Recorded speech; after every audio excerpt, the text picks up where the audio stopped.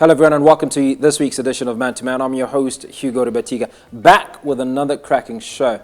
Tonight we're talking about polygamy, and no one better than Freddie to walk us through that. Freddie's been a guest on the show previously. Freddie, thanks for coming back onto Man to Man. Oh, thank you, Hugo. Extremely interesting. Did you always know you were going to be a polygamist or have more than one wife? No. Actually, when life unrolls, it comes with a lot of things. So it's just a matter of adjusting to it. You can't actually plan. You can't plan to do that. But if it happens, embrace it. Okay, so let's go back. Let's start with your first wife. How did that happen? At that time, I was working at Sheraton Hotel, and she was working there. So we just hooked up, fell in love. And what was it about this woman that had you thinking that this would be your partner for the rest of your life? Actually, maybe it's a background. She was raised by a granny, even ambience, attitude and everything. You know what makes you think somebody. It's just those little things. So how long were you married before you decided you were going to take on a second wife? I think it must be 5 years. Yeah, 5 years. And you were happy with that marriage? Yes. I was happy. How many kids did you have during that time? I think she had two. She had two. So at what point did this situation arise where you then took on a second wife? Oh, my second wife, we were working together. So when we were working together, she's a hairdresser. So when we were working together, eventually the magic happened. You guys connected? Yeah. And it wasn't enough for you to have her as a mistress? No, because you see, I think that's where a lot of men miss the point. The idea, we've got a very short period of time in this world. Maybe 20 years, 40 years, So... Well, 50 years, because you're 50 yeah, years I'm old 50. now, right? But our time on earth is very limited. Because, we're working together, instead of making a mistress, let's just build something together. Because, now it's family. But you know that you've been engaged, Freddie, because you're obviously not the first man to be married and then be drawn to another woman or decide to have another relationship, right? Yeah. So, what did it take to move from, okay, I've fallen in love with this woman that I work with, basically it's just the love chemistry. You weigh your options, the pros and cons and everything. So if you know that this relationship is going to take me from there to there, or if the benefits outweighs the other side. So yeah. What are those benefits? Working with your spouse, it's okay. You actually get so disciplined. But why didn't you employ your first spouse? No, she actually wasn't a hairdresser. So another woman's it. I think that's the problem. Just like nature, leave flowers to be flowers, leave animals to be animals, leave trees to be trees. So are you the animal in this equation? No. No. Just leave things the way. I think our worst problem is trying to control, trying to make someone who they are not. I remember how a lot of parents would just say, I want you to be a doctor. But inside that person, he or she doesn't want to be a doctor. But along the way, things that align with whatever you're doing will just come. So instead of taking one from this side to do, just align with that. So let's go back to wife number one, right? You've fallen in love with this woman that you're working with. Yeah. What is the conversation that you have in Kumba? It's more like a man's cave. What you say in the cave remains there. Why are you carrying these other conversations at all? No, what I'm saying is, How did your wife know, or did she at some point know that she was going to have a minor?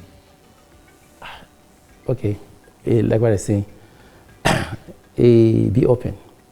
Because there always come a time when you have to be open with those things. Being open means whether she takes it or not, but you're open to yourself. Because there's no point of hiding it when it's genuine. But you know, sometimes we fear whatever. Of course, they're gonna blow up in flames and everything, but you know, take time to calm them down. But help me understand, Uti, nyawaga ishita say, kuna my guru, who obviously is the first wife. Do you know, they always know it first. Oh, really? Yeah. And you hear from them with the way they're talking, and they shout at the top of their voices or whatever. But be calm. Freddie, not to the Sanangura. I was going to put it what was she saying? Of course, they will. You know, our women, when they hear such kind of things, they just blow everything out. Yeah, as a day, yeah, as a day, as a day. Then you come and sit it down. Baby, this is what's there. Don't ever say rough words. Sometimes, if she continues talking, just be silent. Because this is not atrocity. This is not a world war. This is not what. This is not war. But when you got into this marriage, did your wife have an expectation that you were going to take on another wife? No. Was that ever a conversation? Do you know, like what I always say? If we knew the way, if we knew what tomorrow holds for us, you go straight to it. I never knew you were going to be a hairdresser, but you know, they 26 years doing the same job. Hold that thought. I'm in conversation with Freddie, who is a polygamist. We are at the point talking about wife number 2. But hold on, there's more to come. We're back in a moment.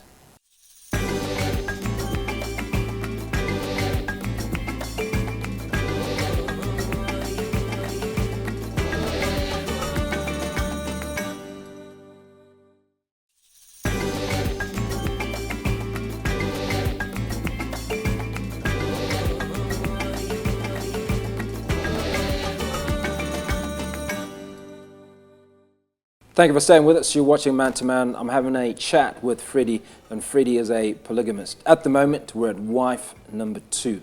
Freddie, before the break, you were talking to us about how you managed wife number 1 when wife number 2 came into the picture. Abana mwita chimoto. I'm a pieces. A lot of few. But you know, as a man, you have already planned. Because you know, when those conversations reach, or when those relationships reach that certain stage, please, men, plan.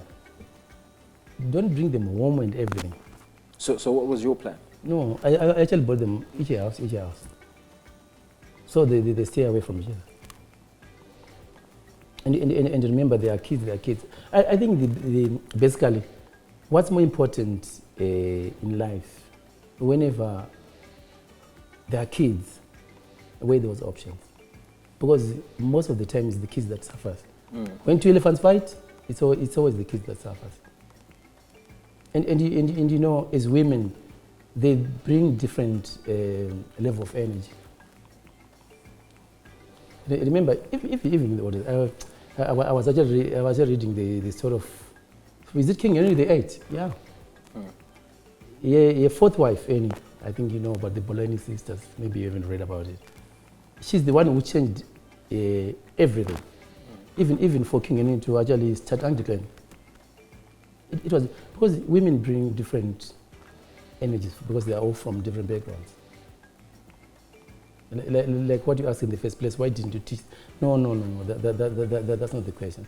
People just should remain where they are, bring whatever they have. So you were married for 5 years before wife number 2 came into the scene. Yeah.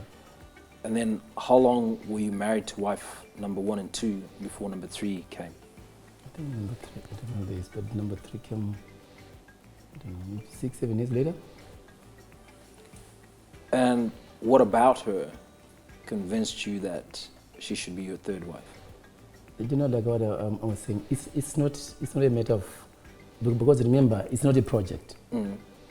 So that you say you look for qualities, but you know, like what this is humanity. You click other things. Yeah.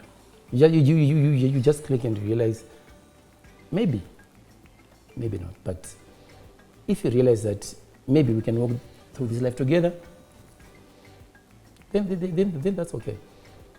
Of course, there'll be fire and thunder also. But remember, like I said, this is humanity. We're talking about humans. These are not machines. These are not what. Apologize where you're supposed to apologize. But remember, keep on moving. As long as there are kids involved. So do you think you were able to keep on moving and get to wife number 3 because economically, number 1 and number 2 are unavoidable? You know, as life unfolds, if your focus is more on maybe money, possessions and everything, money, it has stages. Sometimes you just like life, ups and downs, ups and downs, ups and downs. But like what I tell you is the energy they bring that keep you rolling. Some want to do this, some want to do this, some want to do this. They bring different levels of energy into your life. So when you brought in number 3, you obviously had a conversation with 1 and 2, or did you? Or did such conversations are taboo. If you come and say that, so there was no conversation. Eventually they will. But when they will, it's easier to explain in that way. So number 3 knew that there were 2 wives before her. Of course. When? And she didn't mind being number 3? Like what I say, I think the chemistry of love, maybe we don't understand it. The chemistry of it. She weighs the options and everything. And when she decides to do it, we can go. But you want to go to in the process, right? Maybe that's part of courtship, you never know. If you actually, it's actually not about treating. They see the setup of the things. They just see. Do you have children with all your wives? Yeah. I think that there are 12, all of them. 12 children? Yeah. So let's talk about time management, right? Do you have a roster that says, okay, day 1 to 4, I'm with wife 1, day 5 to 8, mainini, day whatever. How do you manage the time with your wives and with the kids? I think honestly on that question, things happen naturally. Because remember, we are human beings, all level-headed and everything. Once you accept the reality of the things work out on their own. But Freddie, you've also talked about being a man who plans, right? You said you need to plan these things. So, okay, planning in terms of say the financial things. Okay, if push comes to shove this day, what will you do? What will you do? But you know, this is intimacy. You can't open up. You can't put a roster or whatever. I tell you, things happen on their own. Things just happen on their own. If you just do your things in a certain way, things just happen. Okay, so let me rephrase the question maybe.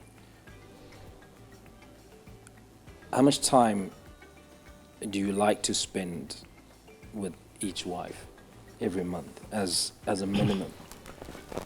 Or how much do you spend? Maybe not how much do you like to spend, but practically just how much time do you spend as a minimum with each family? In each family? Okay, what I can say, I know exactly what you want to hear. You want to hear that today I'm here, today I'm there. But honestly speaking, that part is more intimate. But for all the men, just know, when you're with them, things happen on their own. Because if I say 1 week, 2 weeks, what I know. But I will make sure whatever time I give them is equivalent to each woman. Let it happen. We're speaking to Freddie, who's a man of many talents, also polygamist, married to 3 women, and explaining for us the complexities as well as the simplicities of being married to these 3 women and his 12 children. All right, we're back in a moment. You're watching Man to Man. Don't go away.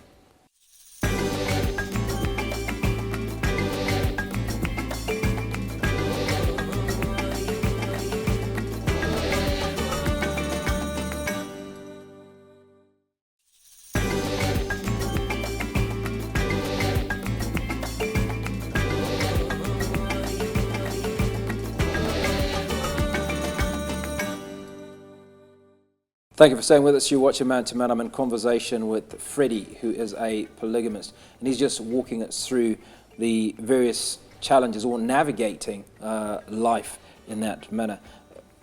Freddie, the one thing I wanted to understand from you is, do your wives know each other? Do they have relationships separate from being the wife of Freddie? Yeah, they know each other. Because basically, what we have to do, because remember they are kids, the kids must know each other. So at one point, you just have to bring them together, maybe with relatives and everything. This is who I am. Sometimes it's better to be open, because they'll tell you when you die, we don't want to see the other kids there. But remember, it's something that I'm into. I didn't do it deliberately, like what people think that you, like what I was telling you, you don't plan to do this. But you know, along the way, like saying, these people, they carry different energy. Not in a bad way, they just carry different energies that they bring into your life.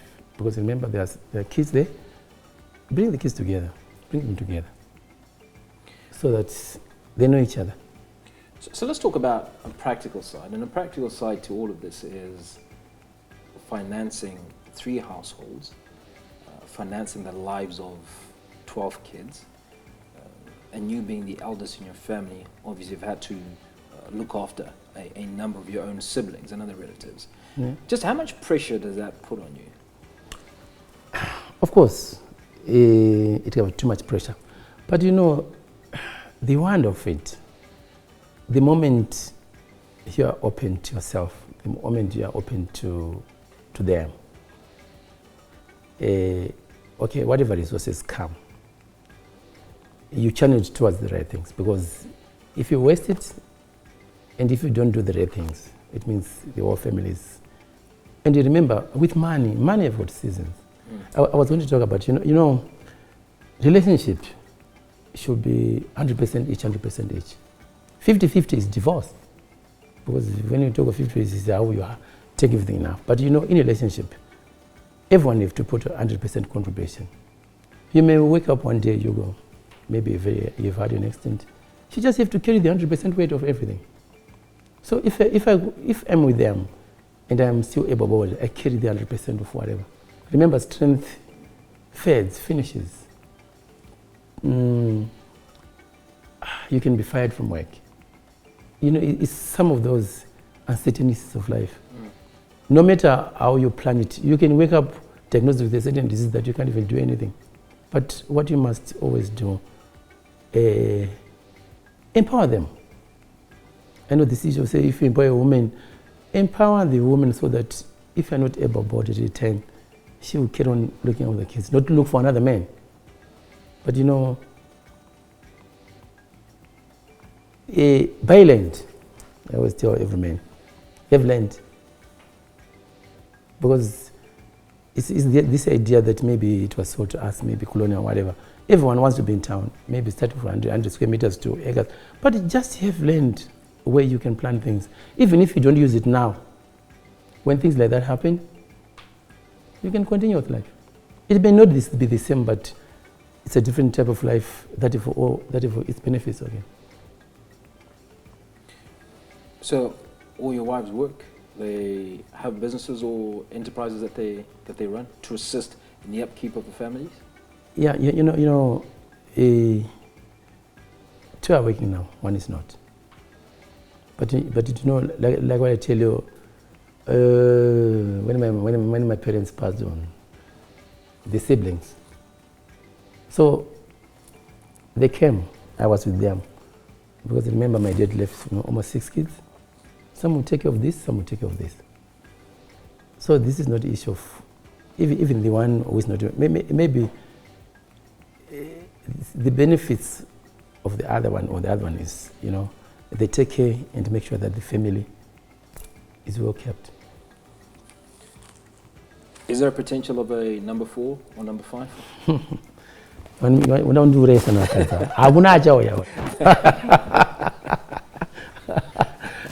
But like what I tell you, life is just life. I think we must demystify life and let life be life. So are you religious? What is your belief? Do you have any? I think I was a Catholic when I was growing up. But now, strange one, I'm an omnist. I study, omnism actually is the study of all religions and believing that all religions are true and also there's no true religion. Okay, there's a bit of truth in it, but not one religion should stand up and say, we are the one. Because remember, from Egypt there's Hermetism, there's alchemy, there's Tao in China, there's Buddhism, plenty of them.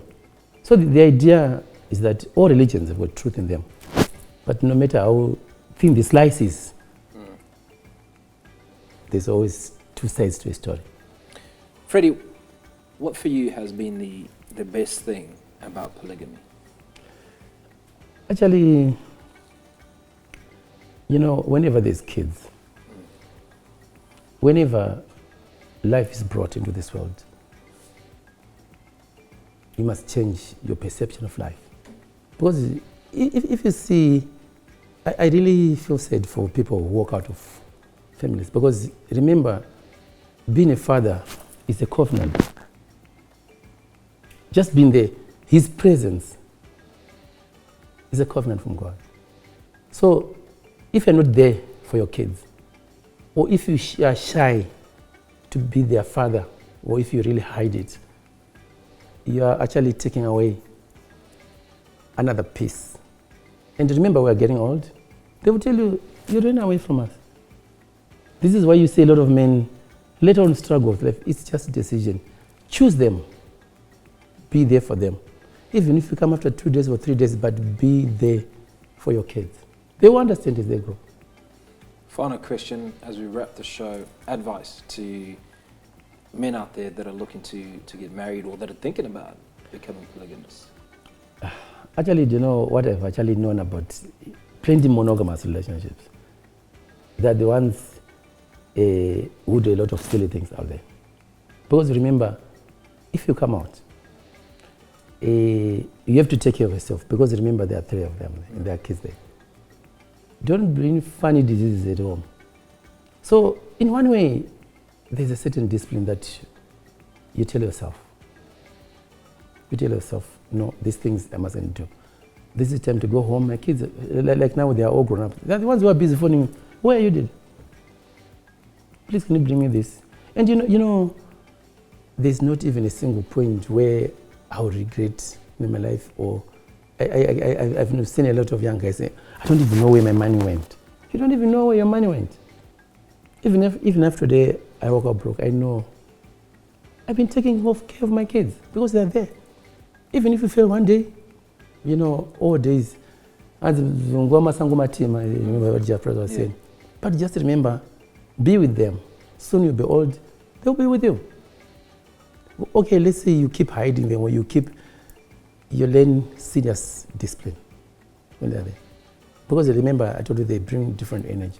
This one can shout at you, this one can shout at you, this one can do this, but the shouting is important for you to remain. Grounded. Yeah. Freddie, it's been good. Thanks again for coming on to the show. Oh, thank you, Hugo.